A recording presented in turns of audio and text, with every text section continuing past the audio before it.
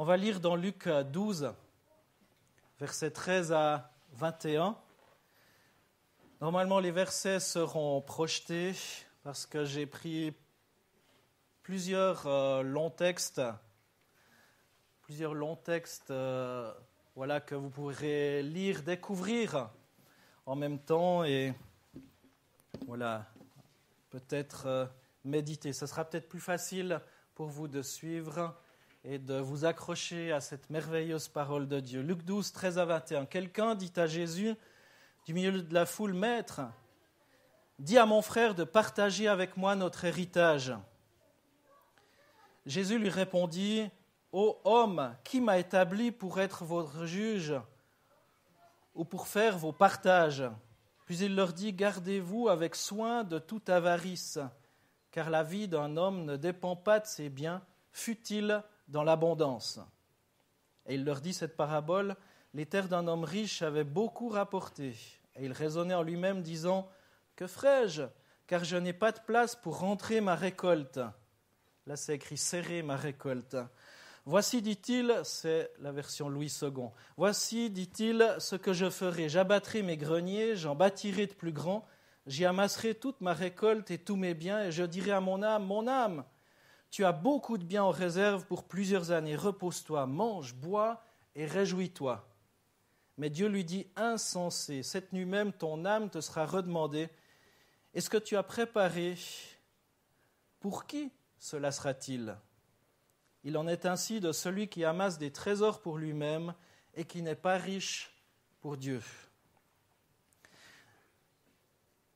Dimanche passé, j'ai partagé un message sur le thème d'être à l'image de Dieu, notre différence qu'on a été créé, conçu à l'image de Dieu, cette image de Dieu qui est sur notre vie et qui a des implications, je dirais, dans tous les domaines de notre vie, au niveau éthique notamment et bien d'autres domaines. Et ce dimanche, au travers de ce texte, j'aimerais poursuivre sur un autre thème. Évidemment, il faudrait plusieurs dimanches si on veut le traiter de façon exhaustive pour autant qu'on y arrive, mais j'aimerais juste ce dimanche parler une fois de l'argent.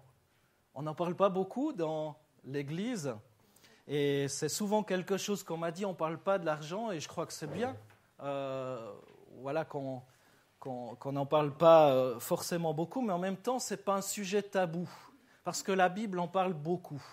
La Bible parle beaucoup d'argent, parfois de richesse. Il y a plusieurs centaines de références à la richesse, bien plus que d'autres sujets en lien avec la morale, comme par exemple la sexualité dans la Bible. On parle beaucoup plus d'argent que de relations dans la Bible. La forte présence de ce thème dans la parole de Dieu est révélatrice de la place prise par l'argent dans le cœur humain. Et on pourrait dire en cela que l'argent n'est pas un sujet tabou et peut être un sujet aussi spirituel. L'Écriture évoque généralement l'argent lorsqu'elle s'intéresse à la relation entre l'être humain et Dieu. Un être humain placé dans un monde où l'argent est omniprésent. Et on le sait bien aujourd'hui, qui peut se passer de l'argent ? Qui peut dire « moi ça ne m'intéresse pas, je ne regarde pas ça ». Peut-être certains... qui ont des revenus très copieux, mais je pense même pour ces personnes, et on le voit dans ce texte que je viens de lire dans Luc 12, que cela concerne tout le monde. La Bible signale le caractère particulier aussi de la richesse, qui n'est pas du tout présentée comme mauvaise en soi dans la Bible d'ailleurs. Il n'y a rien de mal, mais elle peut... Et nous l'avons lu dans ce texte, présenter un danger.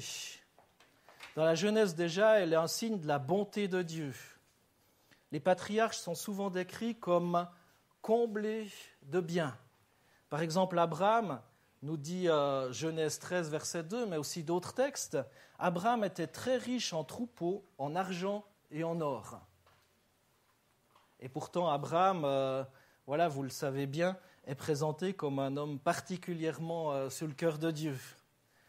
Par rapport à Isaac, il est dit « L'Éternel le bénit. Cet homme devint riche, il s'enrichit de plus en plus jusqu'à devenir très riche. » C'est dans Genèse 26 qu'on voit ces choses-là. Et on pourrait rajouter la liste d'hommes et de femmes décrits dans la Bible, voilà, qui ont eu des richesses assez intéressantes.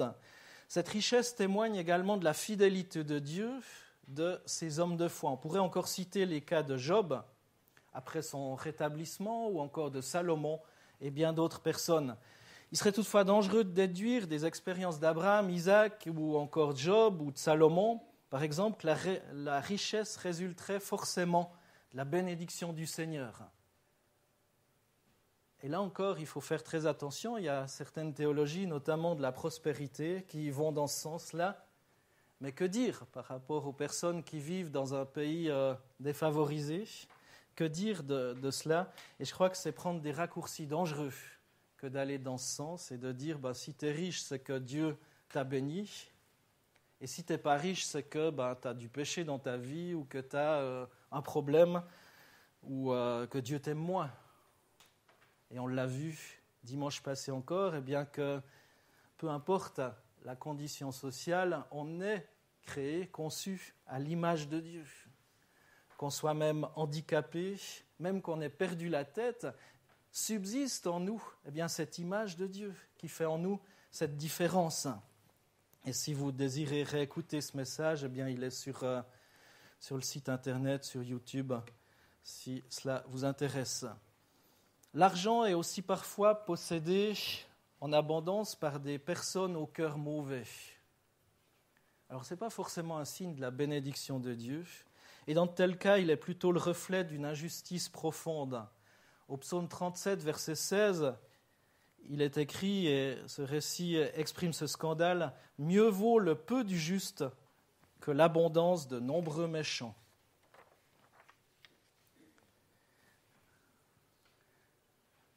Donc, quelquefois, il vaut mieux être, entre guillemets, dans la disette, avec ce peu, que d'avoir l'abondance des nombreux méchants. Même quand la richesse est accordée généreusement par Dieu, elle porte en germe des aspects nettement moins positifs en raison de son influence sur le cœur humain. Et vous le savez bien, on le sait bien, on le constate tous les jours, on le voit dans les médias, on le voit autour de nous, on les voit dans les relations même familiales, d'héritage, etc. Combien cela peut être difficile, et on l'a lu encore dans ce texte de Luc 12, que des questions d'héritage, de Luc 12, verset 13, où quelqu'un s'adresse à Jésus par rapport à un frère qui, semble-t-il, aurait pris plus qu'il n'en faut par rapport à l'autre frère, et qui s'adresse à Jésus, viens faire justice entre nous deux. On voit combien ça peut tordre des relations, biaiser des relations. Et j'aimerais aussi préciser, bien évidemment, que la pauvreté n'est pas un idéal à rechercher non plus. La Bible ne demande jamais ce genre de choses.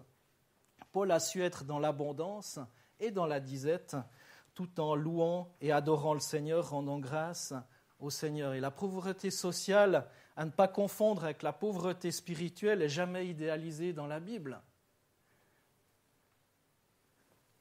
On n'a pas à vouloir être pauvre à tout prix, la Bible ne nous le demande pas. Et d'ailleurs, la Bible parle que lorsqu'il y a cette pauvreté, ça entraîne des détresses et des souffrances. Et la Bible nous dit que ça ne fait pas partie du plan, du souhait de Dieu pour l'humanité non plus. Dans Deutéronome 15, verset 4, par exemple, il est écrit « Toutefois, il n'y aura pas de pauvres chez toi, car l'Éternel te bénira dans le pays que l'Éternel, ton Dieu, te fera posséder en héritage. » On ne peut pas analyser tout le contexte, mais ce texte parle des remises de dettes tous les 7 ans. Il y avait tous les 3 ans, tous les 7 ans, tous les 49 ans, ces remises de dettes qui devaient être pratiquées justement afin que personne ne devienne esclave, afin que personne tombe dans cette pauvreté. Il y avait cette justice sociale voulue, désirée par Dieu. Et je crois que cette justice, sans vouloir tirer des conclusions ou dire il faut faire comme ceci, comme cela, devrait nous pousser à réfléchir sur l'éthique, aussi notre relation à l'argent, notre relation à ces choses et par rapport à ce qu'on peut faire, selon nos moyens, bien évidemment. Alors voilà pourquoi aussi on trouve dans l'Écriture de nombreux appels à aider les pauvres à échapper à leurs conditions. pour celles et ceux qui seraient favorisés. Il y a cet appel à la justice, cet appel au partage, cet appel à pas juste garder pour soi, et on l'a lu dans ce texte de Luc 12, cet homme qui se félicite d'avoir amassé plein les greniers, mais le Seigneur lui dit « Insensé, cette nuit même ton âme te sera réclamée ». Et on va lire Ésaïe 58, versets 6 à 12, un autre texte qui nous parle du jeûne. Les gens aimaient jeûner, et c'est bon de jeûner. C'est bon de rechercher par la prière et le jeûne la présence du Seigneur, mais entre guillemets, Dieu remet le jeûne à sa juste place. Pas l'église au milieu du village, mais le jeûne à sa juste place, à son juste endroit. Ésaïe 58, verset 6 à 12, « Voici le genre de jeûne que je préconise. Détachez les chaînes dues à la méchanceté. Dénouez les liens de l'esclavage. Renvoyez libres ceux qu'on maltraite. Mettez fin aux contraintes de toutes sortes. Partage ton pain avec celui qui a faim et fais rentrer chez toi les pauvres sans foyer. Quand tu vois un homme nu, couvre-le. Ne cherche pas à éviter celui qui est fait de la même chair que toi. » On a vu dimanche passé à l'image de Dieu. Peu importe nos origines. Verset 8. « Alors ta lumière jaillira comme l'aurore et ta restauration progressera rapidement. Ta justice marchera devant toi et la gloire de l'Éternel sera ton arrière-garde. Alors tu appelleras et l'Éternel répondra. Tu crieras et il dira « Me voici ». Oui, si tu éloignes du milieu de toi la contrainte, les gestes menaçants et les paroles mauvaises, si tu partages tes propres ressources avec celui qui a faim, si tu réponds aux besoins de l'opprimé, ta lumière surgira au milieu des ténèbres et ton obscurité sera pareille à la clarté du midi. L'Éternel sera constamment ton guide, il répondra à tes besoins dans les endroits arides et il redonnera des forces à tes membres. Tu seras pareil à un jardin bien arrosé, à une source dont l'eau n'arrête jamais de couler. Grâce à toi, on reconstruira sur d'anciennes ruines. Tu relèveras les fondations vieilles de plusieurs générations. On t'appellera réparateur de brèches, celui qui restaure les chemins, qui rend le pays habitable. Un long texte que je viens de lire, que vous pouvez relire, reméditer. Voici le jeûne que je préconise. Détacher les chaînes, partager. Partage tes propres ressources. Un appel à la générosité, un appel aussi à considérer que tout nous vient de Dieu et qu'on a aussi notre responsabilité par rapport à celles et ceux qui nous entourent. À l'époque où ces textes ont été écrits, il n'y avait pas les choses, on ne pouvait pas dire on va au social, frapper à la porte, il y a le chômage ou il y a ce genre de choses. Il y avait ce besoin de partager avec ceux qui entouraient, ceux qui n'avaient plus rien, ceux qui étaient malades, ceux qui étaient dans le dénuement, qui étaient pauvres, de partager. Ils ne pouvaient pas aller frapper au social. Il y avait cet appel au partage, à prendre soin des humains qui nous entourent. Et aujourd'hui, l'Église, bien évidemment, s'est reposée sur le social. C'est une très bonne chose qu'il y a eu ces avancées sociales qui, je crois, ont été inspirées aussi de ces textes. Mais peut-être qu'il y a comme quelque chose à reprendre aussi par rapport à ça, pas juste se décharger sur les choses de la société, mais aussi dire peut-être qu'on a notre part à jouer par rapport au capital que Dieu nous accorde. Proverbe 14, pas Proverbe 14, 21, c'est un autre verset que vous pouvez noter, mais Proverbe 19, 17 dit ceci, « Celui qui accorde une faveur aux pauvres prête à l'Éternel qui lui rendra son bienfait. » Ce texte m'a interpellé, peut-être plus que les autres. Celui qui accorde une faveur aux pauvres prête à l'Éternel qui lui rendra son bienfait. Ça rejoint le texte que j'ai lu, je crois dimanche passé, qui dit qui dit, mais voilà,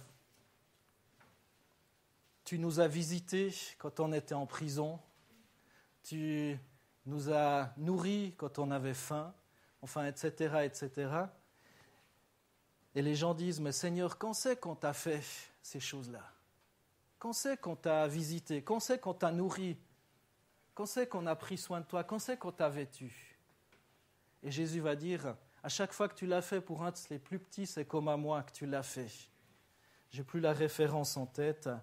Là, je n'ai pas pensé partager ce texte, mais ce texte de Proverbe 19 va dans ce même sens. Celui qui accorde une faveur aux pauvres prête à l'Éternel, qui lui rendra son bienfait. Donc il y a vraiment dans la Bible cet appel pressant à la générosité et à ne pas garder pour soi. Et c'est dans ce sens que va ce texte de Luc 12, 13 à 21. Alors revenons à notre parabole, ce texte de Luc 12. Que dit-elle? Déjà, vous l'aurez compris, elle met en danger, elle met en vision ce danger de l'avarice, ce danger de posséder et posséder toujours plus. Le récit se divise en deux parties. La première partie nous raconte la rencontre entre un homme et Jésus. Cet homme que nous ne connaissons pas a un problème apparemment d'héritage.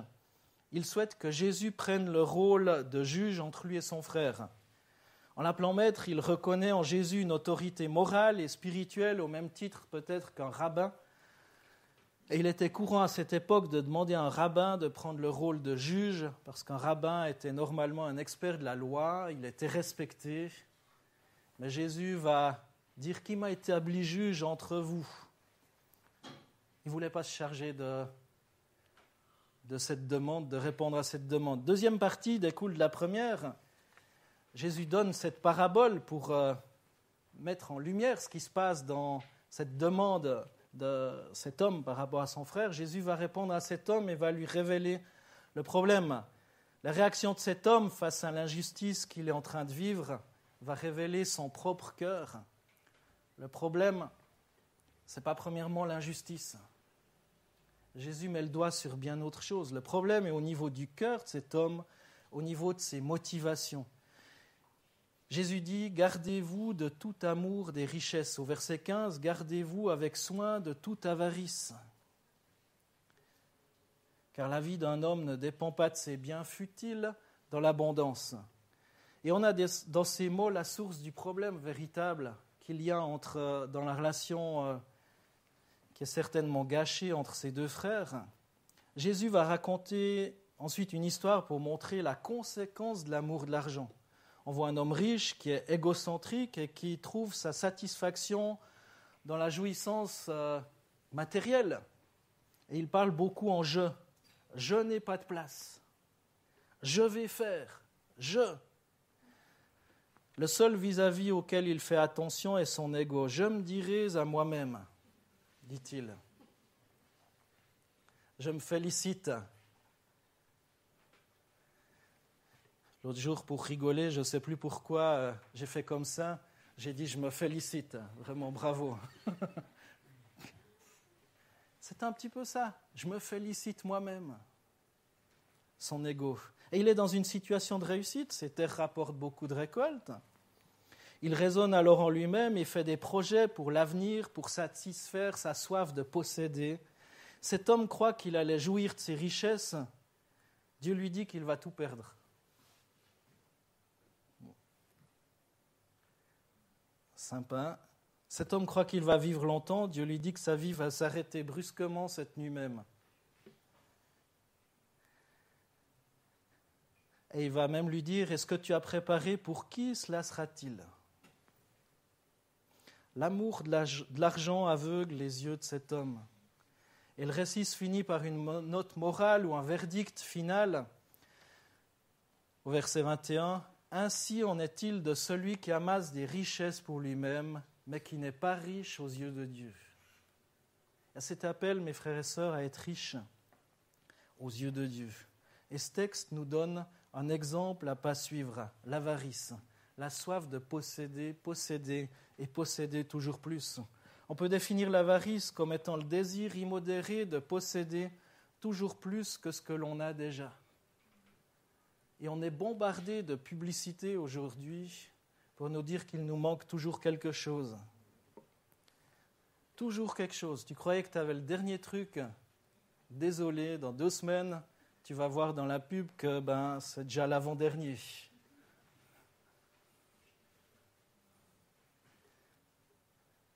La vie d'un homme ne dépend pas de ce qu'il possède, déclare Jésus dans ce passage, mais d'une relation juste avec Dieu. Et pour illustrer son point, le Seigneur raconte une parabole. Qu'est-ce qu'on peut dire de ce cultivateur ? Moi, quand je lis cette histoire, je me dis, c'est un gars bien, un gars intelligent. Un gars qui a été béni au-delà de toute bénédiction et qui va faire tout ce qu'il faut pour que ça ne se perde pas, cette récolte. Il va l'engranger. Est-ce qu'on peut lui reprocher de se préoccuper de ses avoirs ? Cette parabole dépeint un homme qui gère ses biens de façon prudente et efficace. On pourrait même penser qu'il est un homme béni de Dieu. C'était sans doute la conviction des auditeurs. Et pour les Juifs, la richesse est un indice de la faveur de Dieu. Alors, que dire de mal sur cet homme ? Après tout, l'agriculteur doit une grande partie de son succès aux conditions climatiques. Il a été béni, ce n'est pas de sa faute. Et sur le plan moral, on ne peut guère critiquer cet individu non plus. Il n'est pas dit du tout qu'il vivait dans l'immoralité, ni qu'il exploitait ses ouvriers. Rien de tout ça. Ce n'est pas dit qu'il s'est fait des richesses malhonnêtes. Ce n'est pas dit que ses ouvriers étaient sous-payés. Rien ne nous fait penser que sa richesse ait été acquise par la fraude. Le portrait est vraiment celui d'un homme au passé sans reproche. Quel est son problème ? Il n'y a rien. J'entends, il est béni. Que lui reprocher ? Il y a une abondante récolte. Il va construire de quoi entasser tout ce qu'il a pu récolter. Qu'est-ce qu'on peut lui reprocher ? Je l'ai dit tout à l'heure, il est centré sur lui-même. Remarquez à quel point tout gravite autour de lui. Tout gravite autour de lui. C'est moi, moi et moi. Et cette façon de s'exprimer trahit une pensée vraiment égocentrique. L'erreur est de rapporter tout à soi-même. La Bible enseigne que Dieu est la source de toute richesse matérielle et que la richesse implique un devoir de générosité envers ceux qui sont moins favorisés. On l'a lu tout à l'heure dans différents textes. Vous pouvez en trouver encore des dizaines et des dizaines qui vont dans ce sens. Et cet aspect me semble guère préoccuper notre riche agriculteur. Remarquez autre chose, on lit au verset 19, « Je dirai à mon âme, tu as beaucoup de biens en réserve pour plusieurs années. » Enfin le repos, enfin la retraite.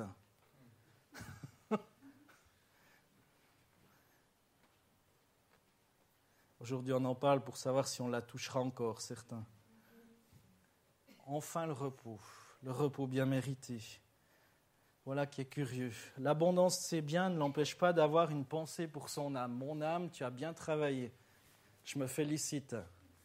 Bravo. Donc, il n'est pas dépourvu d'intérêt à l'égard des choses immatérielles. Il pense à son âme. Je ne vais pas faire un burn-out, il faut que je m'arrête maintenant. J'ai beaucoup travaillé, j'ai construit tous ces greniers, maintenant il faut que je me repose. Par contre, on peut se poser des questions sur les moyens qu'il prend pour satisfaire son âme. Repose-toi, mange, bois et réjouis-toi. Tout ce qu'on voit dans la Bible. C'est ce que Jésus nous propose pour nous reposer. Non, bien évidemment pas. Repose-toi, mange, bois et réjouis-toi. Fais la teuf. La fête, quoi. Un insensé. Dieu condamne ce cultivateur pour avoir tracé son avenir en se souciant que de ce qui est pour le corps et pour un temps seulement, un temps très limité. Et si on le jugeait par les valeurs de ce monde, on pourrait penser qu'il est un homme sensé, avisé. Mais on découvre que les choses matérielles, quelles qu'elles soient, sont que pour un temps seulement. Ce que tu as préparé, pour qui cela sera-t-il ? Paul nous met en garde dans 2 Corinthiens 4, 18. Si Lydia, tu peux projeter ça. 2 Corinthiens 4, 18. Ah, c'est un peu plus loin, je crois. T'en as loupé 2, 3. 2 Corinthiens 4, 18. Les choses que nous pouvons voir, les choses matérielles sont éphémères. Par contre, les réalités invisibles à l'œil, les choses qui concernent Dieu, celles-ci sont éternelles. Et dans cette traduction, ainsi nous ne regardons non pas ce qui est visible, mais ce qui est invisible, car les réalités visibles sont passagères et les invisibles sont éternelles. Cet homme est un insensé parce qu'il a vécu comme si l'éternité n'existait pas. Ou plutôt, il voulait construire l'éternité sur terre. Il construisait l'éternité sur terre. Et aujourd'hui, on fait beaucoup de choses pour essayer de construire l'éternité sur terre. Peut-être ça doit nous pousser aussi à réfléchir par rapport à certaines choses. Toute sa vie durant, il s'est préoccupé que des choses visibles et périssables. Et il a oublié l'essentiel, sa relation avec Dieu. Sa relation avec Dieu. Et on le voit, à la fin de sa vie, il est appelé à rendre des comptes. Et tout être humain est appelé à rendre des comptes. On n'aime pas ça. Mais cet homme qui avait engrangé beaucoup de richesses, eh bien, tout à coup, va devoir rendre des comptes de façon immédiate. Son projet de bonheur se heurte à celui qui a l'autorité de lui retirer la vie. Au psaume 139, qu'on a lu dimanche passé, on voit bien que c'est Dieu qui a compté, qui a inscrit chacun de nos jours. Chacun de nos jours sont inscrits sur le livre de Dieu. C'est Dieu qui a le pouvoir de la vie et de la mort. C'est Dieu qui donne le souffle de la vie. Et Dieu lui annonce cette terrible nouvelle. Cette nuit même, ton âme te sera redemandée, au verset 20. Autrement dit, il allait bientôt mourir. Et c'est précisément cette folie à laquelle Jésus fait allusion quand il pose cette question dans Matthieu 16, verset 26. Car que servira-t-il à un homme de gagner le monde entier s'il perd son âme? Ou que pourra donner un homme en échange de son âme? Là encore, on est invité à pousser la réflexion un petit peu plus loin que ce qui est visible, aux choses visibles, aux choses matérielles, mais à regarder aux choses qui durent pour l'éternité. Toutes les richesses de la terre sont sans valeur pour un homme mort. Ça ne sert à plus rien dans un cercueil. Ton âme te sera redemandée. Jésus conclut cette parabole avec une application. Il déclare que le même sort attend ceux qui amassent des trésors pour eux-mêmes au lieu de chercher à être riches auprès de Dieu. Si vous voulez être riche, soyez-le de la bonne manière, déclare le Seigneur, soyez riches en Dieu.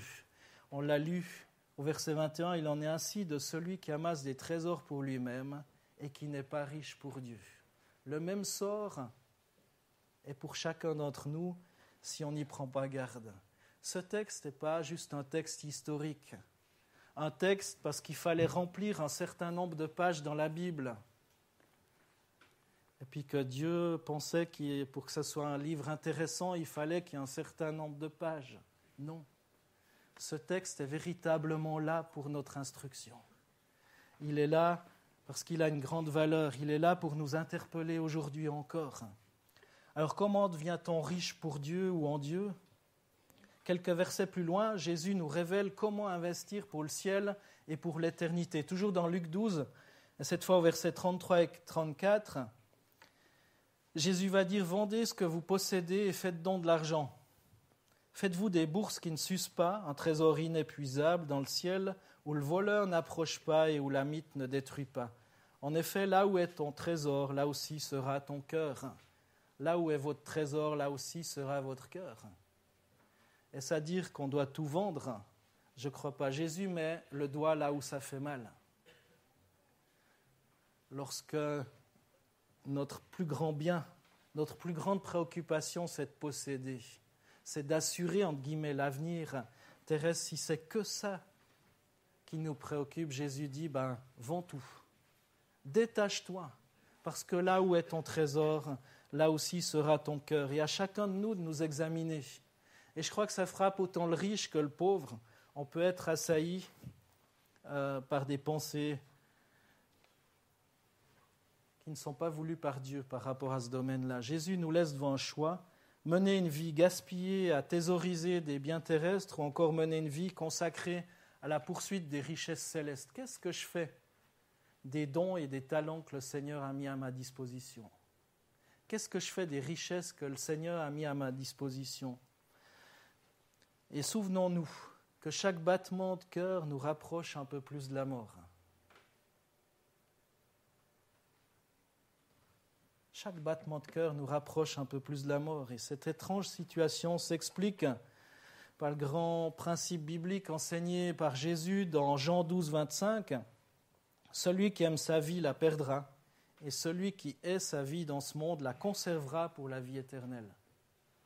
Là encore, l'importance d'investir à la bonne place, de placer à la bonne place. Et il ne faudrait pas conclure de cette histoire que la richesse matérielle est mauvaise en soi.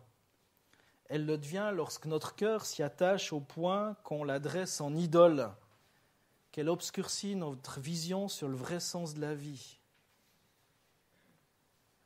La richesse, cette soif de posséder, exerce un réel pouvoir d'attraction sur les hommes.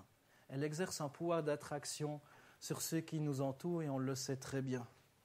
On le voit avec le regroupement des capitaux un peu partout dans le monde.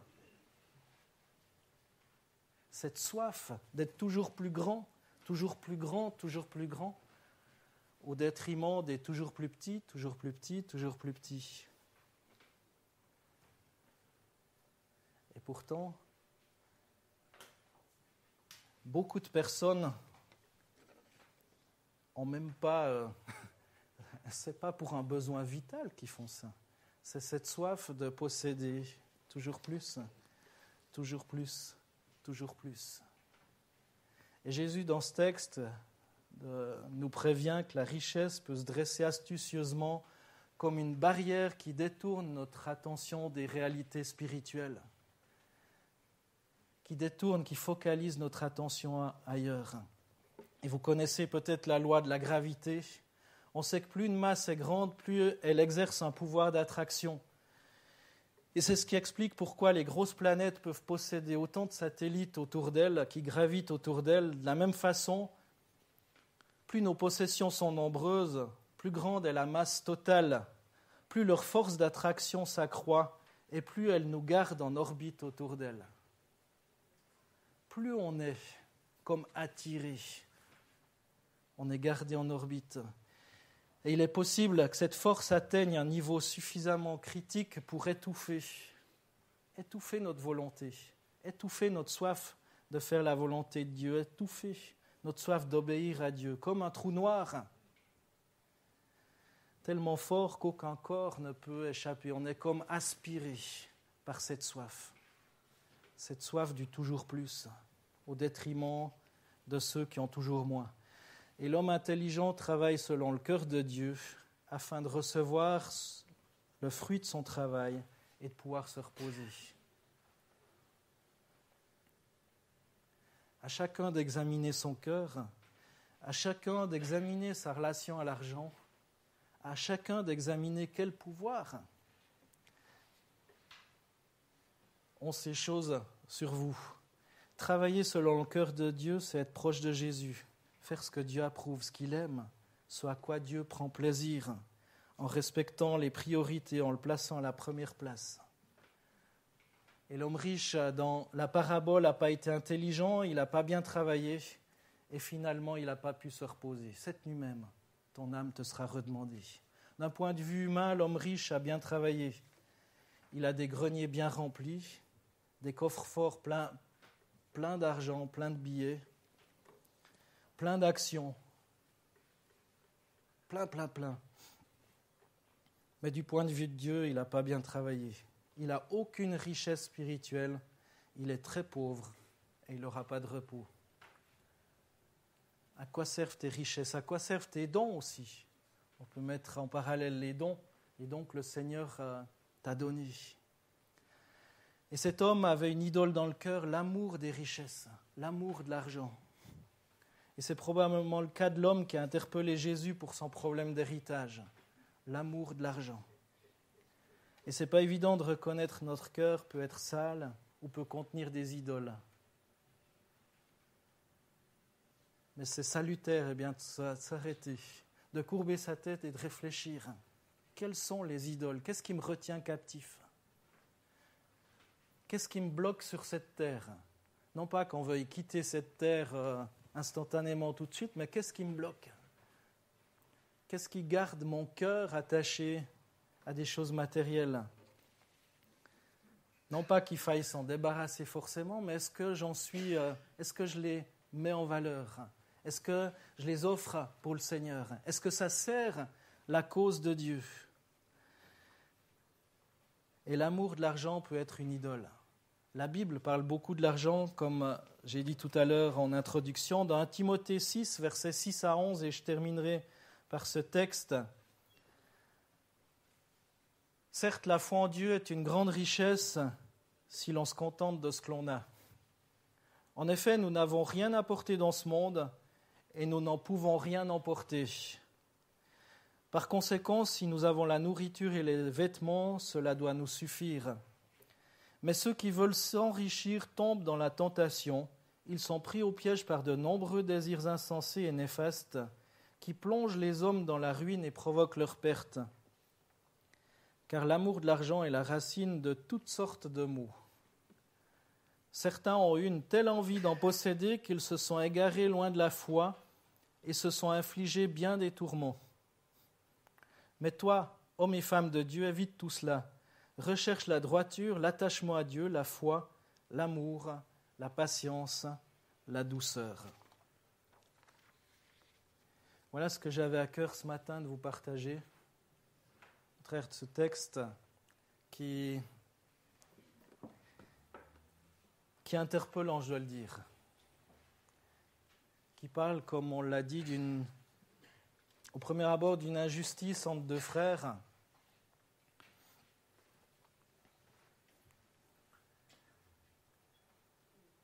Et à la place de Jésus, peut-être qu'on aurait cherché à faire l'avocat, le juge, à dire voilà ce que la loi dit, ce qu'il faut faire.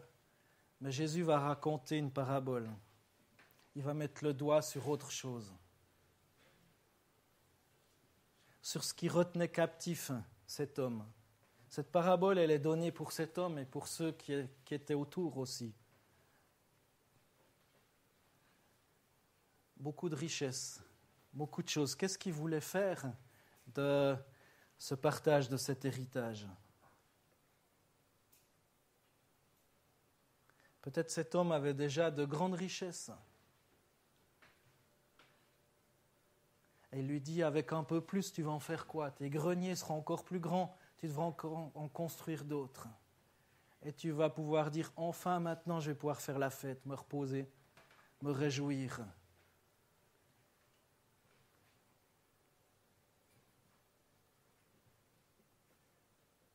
Prendre tout ça pour moi. Beaucoup de réserves pour beaucoup d'années. Repose-toi, mange, bois et réjouis-toi. Mais Dieu lui dit, insensé, cette nuit même, ton âme te sera redemandée. Et j'aimerais juste adresser un petit appel ce matin pour ceux qui sentent que leur cœur est accroché à quelque chose. Peut-être qu'il y a eu de l'injustice au niveau d'un héritage, peut-être qu'il y a eu de l'injustice au niveau d'un emploi, au niveau de certaines choses, peut-être qu'il y a eu. Peut-être que toi-même, tu as été injuste vis-à-vis d'un frère, d'une sœur, dans la chair, ou d'un employé, ou d'un patron. Peut-être ces choses-là. Et peut-être que ça te retient encore captif. Peut-être que ça bloque encore quelqu'un. Ou plusieurs personnes, plusieurs d'entre nous. Quelle est ma relation? Quelle est votre relation à l'argent?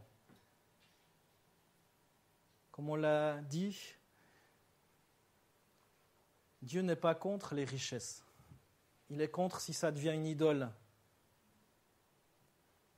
et que ça devient un but en soi et que ça ne sert pas pour le royaume de Dieu.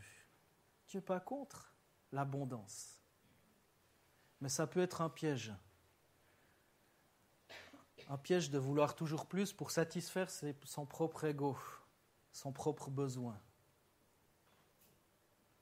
Alors que chacun, on s'examine soi-même. Parce que le but de la parole de Dieu, ce n'est pas de nous écraser, de nous démolir, nous attrister. Le but de la parole de Dieu, c'est peut-être des fois de mettre le doigt sur quelque chose, sur un élément de notre vie, afin qu'on puisse être libre. Parce que Dieu nous appelle à la liberté.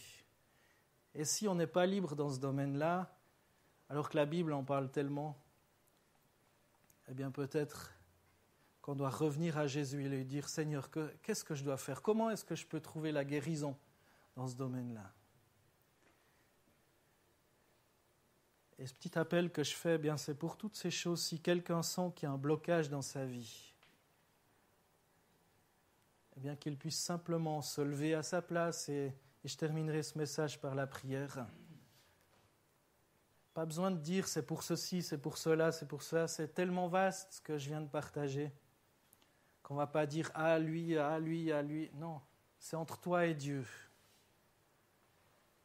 Entre toi et Dieu, mais tu fais ce pas de foi de dire j'ai envie que ça change.